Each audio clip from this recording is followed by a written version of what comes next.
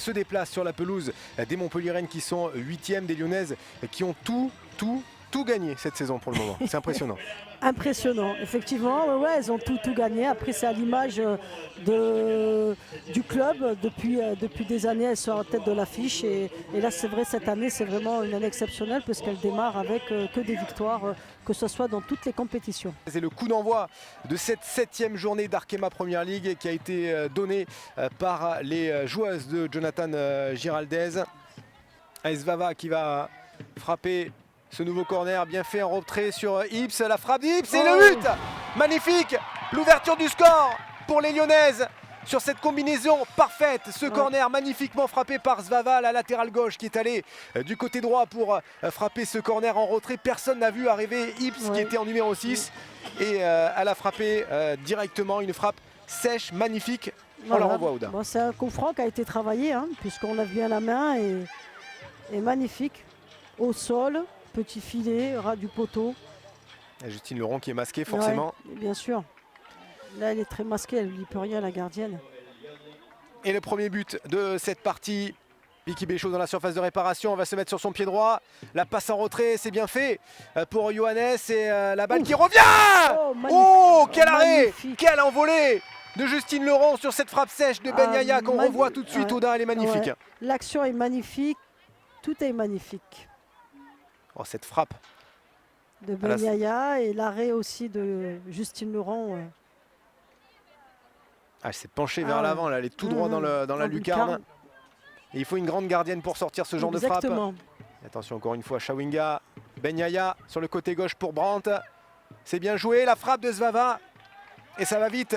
4-0, Neladj qui a bien lu et le ballon qui est perdu encore une fois avec Chawinga face à Justine Leron, le poteau.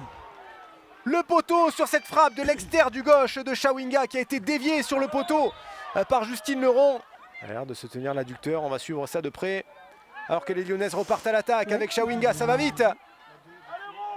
Il y a Svava au point de pénalty, elle est servie, Svava.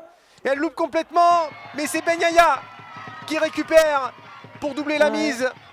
Ben Yaya qui démarre bien elle aussi depuis, on l'a dit, depuis le début du match, qui est présente sur des situations offensives de Lyon. Et là, voilà, elle est récompensée elle aussi sur son but. Ça doit lui faire extrêmement plaisir, il doit avoir sa famille elle aussi. Donc et on voit la profondeur de Chawinga qui a levé la tête direct. Il y a eu ce loupé de Svava, mais c'est une passe décisive. Du coup, deuxième passe décisive pour Svava. Et le but pour Ben Yaya. Elle sait les enrouler, elle en a mis aussi des comme ça. Oh, voilà. Elle était proche. Et le centre de Ben Yaya et encore une fois, Lola Gestalter qui est présente. Mais c'est pas terminé. Ça revient inlassablement avec Yul Brandt.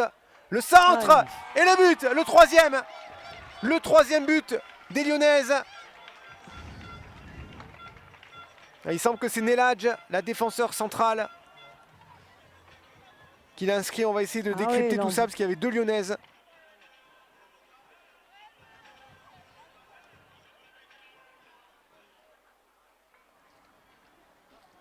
Oui. Ça a l'air d'être... Ouais, elle n'a pas fait exprès, elle en rigole. Oui. C'est Neladj qui a marqué ce but. Le mouvement de Yul Brandt, encore une fois, qui réclame le ballon et elle est servie. Dans la surface de réparation, le centre en retrait. Et c'est Lola Gestalter qui se jette. Allez, peut-être le contre. Allez, Justine Rouquet. Elle va se présenter face à Christiane Hendler. Justine Rouquet. Et elle perd le duel, mais elle va pouvoir marquer peut-être en deuxième intention. Et le but. Le but montpelliérain. Justine Rouquet y a cru jusqu'au bout. La réduction du score. Et Bernard Gasset qui s'enflamme. Enfin une passe qui arrive à destination, on la revoit, cette passe en profondeur. Et là où elle joue bien le coup, c'est vraiment elle est vite.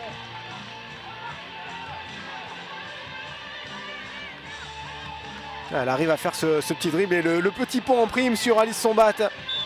Rien que ça. 4 buts en 3 matchs pour Justine Rouquet. Allez, Svava.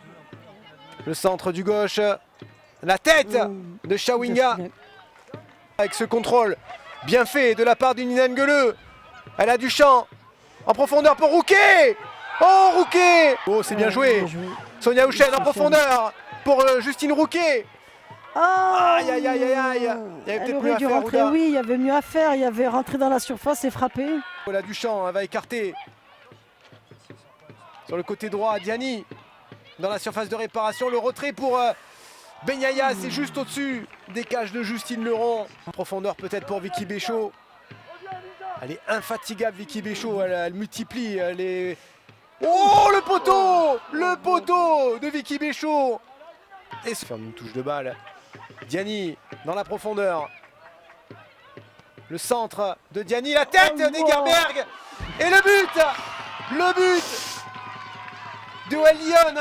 Cette tête d'Egerberg qui a été magnifiquement sortie par Justine Leron. Ouais, magnifiquement sortie par Justine Leron. Il faut souligner effectivement l'action lyonnaise et le but lyonnais qui a rien à dire, mais il faut quand même relever aussi le réflexe et l'action de Justine Leron qui fait l'arrêt impeccable. Et derrière Dumornay qui était là. Qui suit, et voilà. Qui était là, Dumornay, pour crucifier cette défense montpelliéraine. Pour lui dire, c'est nous les patronnes ce soir. Pour calmer peut-être les ardeurs du MHSC féminin ce soir, qui n'a vraiment pas démérité. Et on le disait, il y a un as dans la surface de réparation. Et ça va donner un... Oh, penalty! Penalty sifflé par l'arbitre de cette rencontre. On se demandait ce qui se passait. Ouais. Et apparemment, ce ballon qui aurait été touché de la main par Jade Rastocle. Héroltez contre Héroltez. Ben Yaya et l'arrêt de Justine Leron. Et le but derrière d'Ada Egelberg qui a suivi l'arrêt de Justine Leron. Elle s'était imposée encore une fois la gardienne française.